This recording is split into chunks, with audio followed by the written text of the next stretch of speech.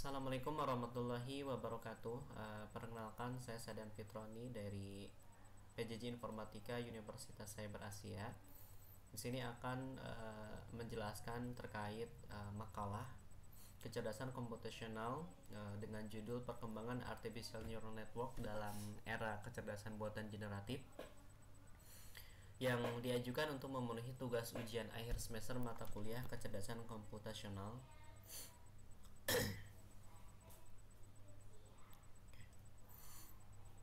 Secara ruang lingkup yang akan dibahas meliputi pendahuluan, ada latar belakang, rumusan masalah, tujuan penulisan, manfaat penulisan, kemudian landasan teorinya terkait konsep dasar ANN, jenis-jenis ANN, kemudian kecerdasan buatan generatif.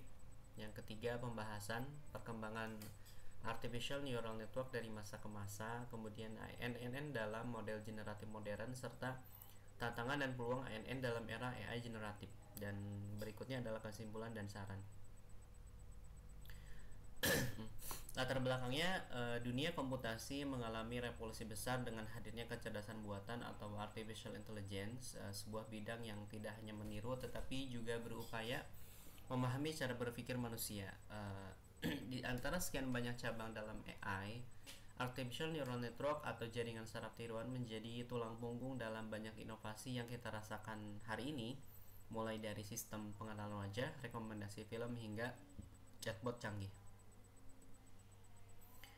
Namun beberapa tahun terakhir ya, kita menyaksikan bahwa kemunculan generasi baru dari AI, kecerdasan buatan generatif atau generative AI. Teknologi ini mampu menciptakan bukan hanya mengenali ya, dengan generative AI komputer bisa menulis puisi, menggambar karya seni, kemudian bahkan membuat kode program, dan hebatnya banyak lagi kemampuan luar biasa ini berakar dari perkembangan ANN yang semakin kompleks dan cerdas. Dan ternyata perjalanan itu tidak instan ya ternyata ya. Dari model sederhana seperti perceptron di tahun 1950 hingga arsitektur rumit seperti transformer yang digunakan dalam ChatGPT, semua ini mencerminkan evolusi panjang yang sangat dinamis ya. Maka penting bagi kita untuk memahami bagaimana ANN berkembang dan bagaimana berperan dalam membentuk era AI generatif saat ini, dan apa tantangan serta harapan yang mungkin kita hadapi di masa depan. Rumusan masalahnya adalah satu, bagaimana perkembangan ANN dari awal kemunculan hingga saat ini, kemudian apa peran ANN dalam kemajuan teknologi generatif AI, dan apa saja tantangannya ya dalam yang dihadapi ANN di era AI generatif. Nah, tujuan penulisannya, pertama, menyajikan pemahaman menyeluruh mengenai perkembangan ANN secara historis dan teknis. Kemudian menjelaskan bagaimana ANN mendasari kemampuan AI generatif modern. Dan ketiga, menganalisis tantangan yang dihadapi serta prospek penerapan ANN di masa depan. Dan manfaat penulisannya, pertama, secara akademis memberikan referensi yang berguna dalam memahami hubungan antara ANN dan AI generatif. Yang kedua, secara praktis menjadi sumber wawasan bagi pengembang teknologi dan pelaku industri digital. Secara umum meningkatkan kesadaran masyarakat tentang pentingnya memahami teknologi yang mereka gunakan sehari-hari agar tetap kritis dan adaptif dalam menghadapi perkembangan AI. Oke, landasan teorinya, kita akan bahas terkait konsep dasar Artificial Neural Network. Jadi kalau kita lihat ya, bahwa ANN atau jaringan saraf tiruan merupakan salah satu pendekatan dalam kecerdasan buatan yang terinspirasi dari cara kerja otak manusia. Jadi sama seperti otak yang terdiri dari neuron-neuron yang saling terhubung, jadi ANN dibentuk oleh unit-unit kecil yang disebut node atau neuron buatan yang saling terhubung dalam sebuah jaringan. Dan setiap node menerima input, meresponnya dengan fungsi tertentu, biasanya fungsi aktivasi seperti sigmoid, relu, atau tan, dan menghasilkan output yang kemudian teruskan ke node berikutnya. Dan ANN ini terdiri dari 3 lapisan utama. Dia ada input layer untuk menerima data dari luar, kemudian ada hidden layer untuk tempat pemrosesan berlangsung, serta output layer menghasilkan prediksi atau keputusan. Oke, kemudian ada beberapa jenis artificial neural network, ada perceptron dan multiplayer perceptron. Yang kedua ada convolutional neural network atau CNN. Ini digunakan untuk pengolahan citra atau image processing ya. Kemudian ada recurrent neural network, cocok untuk data berurutan seperti teks atau suara.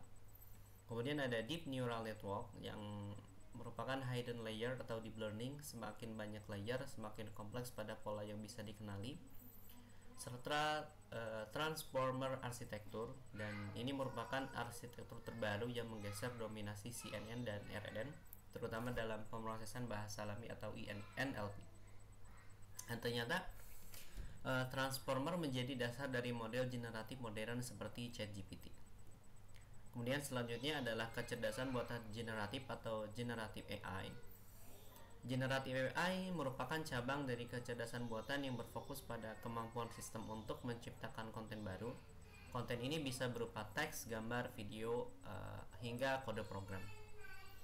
Oke, teknologi ini didukung oleh model generatif seperti Generative Adversarial Network, kemudian Variational Autoencoder, Transformer and Large Language Model atau LLM. Nah, seperti GPT-3 atau ChatGPT ini menggunakan miliaran parameter dalam ANN untuk memahami dan menghasilkan bahasa manusia secara alami dan relevan. Berikutnya pembahasan perkembangan artificial neural network dari masa ke masa ya. Jadi perjalanannya itu pada tahun 1950-an ya, model perceptron yang dikembangkan oleh Frank Rosenblatt menjadi fondasi pertama dari sistem ANN. Walaupun sederhana, ternyata perceptron ini memunculkan ide bahwa mesin bisa belajar nih dari data melalui penyesuaian bobot. Namun keterbatasan perceptron dalam menyelesaikan masalah nonlinier membuat riset ANN sempat stagnan, dan kebangkitan kembali terjadi pada tahun 1980-an dengan pengembangan multilayer perceptron atau MLP dan algoritma backpropagation. Nah, di fase ini ANN mulai menunjukkan potensinya nih dalam pengembangan pola dan klasifikasi. Dan kita masuk pada era 2000-an hingga sekarang, perkembangan komputasi dan ketersediaan data besar dengan adanya big data ini memungkinkan ANN tumbuh menjadi lebih dalam dan kompleks. Dikenal dengan istilah deep learning. Nah, arsitektur seperti CNN mulai mendominasi di bidang pengolahan gambar atau sementara recurrent neural network dan long short-term memory menjadi andalan dalam analisis data sekuensial seperti teks dan audio. Nah, ternyata puncaknya itu pada akhir 2010 ya, lahirlah transformer, jadi sebuah arsitektur ANN yang sangat efisien dalam memahami konteks dan hubungan antar elemen dalam data teks. Inilah yang menjadi cikal bakal dari teknologi generatif canggih seperti ChatGPT dan DALL-E. Kemudian ANN dalam model generatif modern. Peran ANN dalam generatif AI sangat sentral ya. Teknologi seperti Generative Adversarial Network atau GAN memperlihatkan bagaimana dua jaringan ANN generator dan diskriminator bekerja bersama dalam proses kompetitif untuk menghasilkan data baru yang menyerupai data asli.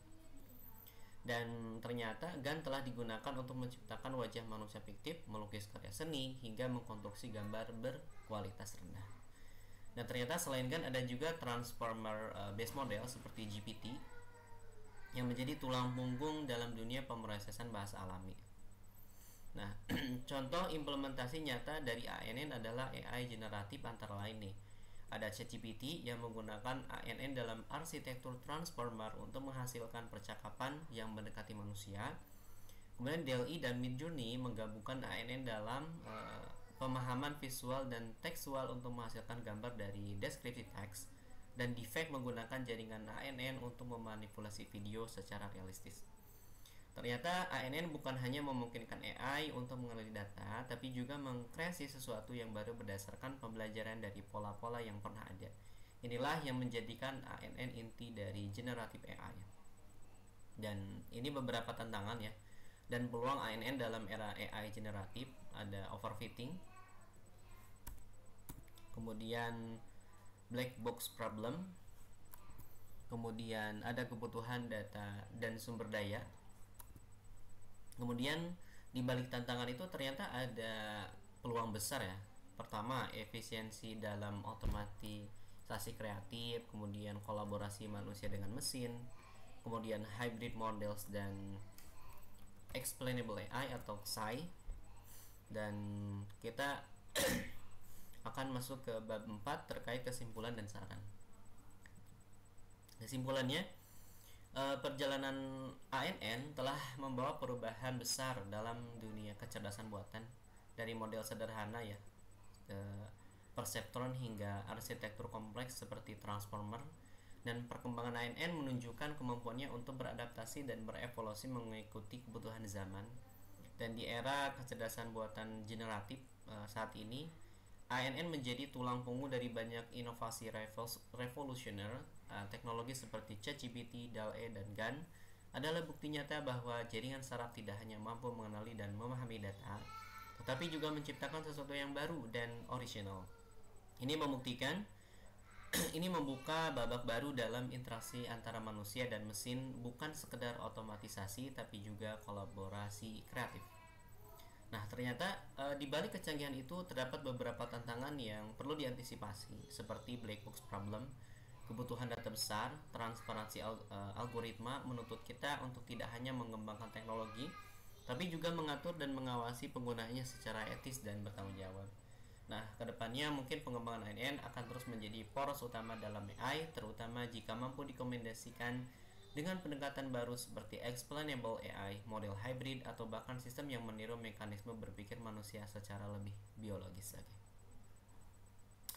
Sarannya adalah sebagai penutup, pertama, perlunya meningkatkan literasi masyarakat mengenai peran ANN dalam kehidupan sehari-hari, agar teknologi ini tidak hanya dikagumi tetapi juga dipahami dan dikawal penggunaannya. Kedua, institusi pendidikan dan penelitian perlu memperkuat kurikulum dan riset mengenai ANN serta aplikasinya dalam generatif AI. Serta pemerintah dan industri teknologi harus bersinergi dalam merancang regulasi dan standar etik penggunaan ANN agar teknologi berkembang sejalan dengan nilai-nilai kemanusiaan. Berikutnya adalah beberapa daftar pustaka.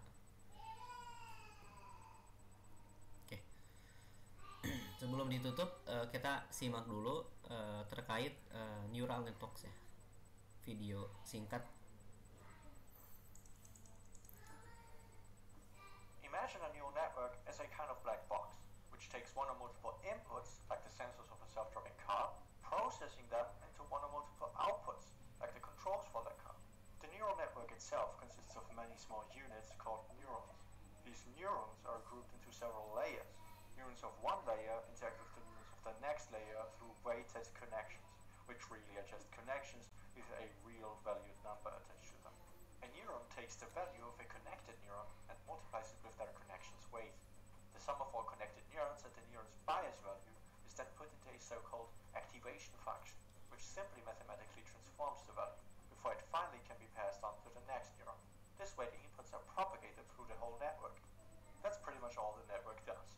But the real deal behind neural networks is to find the right weights in order to get the right results. This can be done through a wide range of techniques, such as machine learning. However, that's a topic for another minute.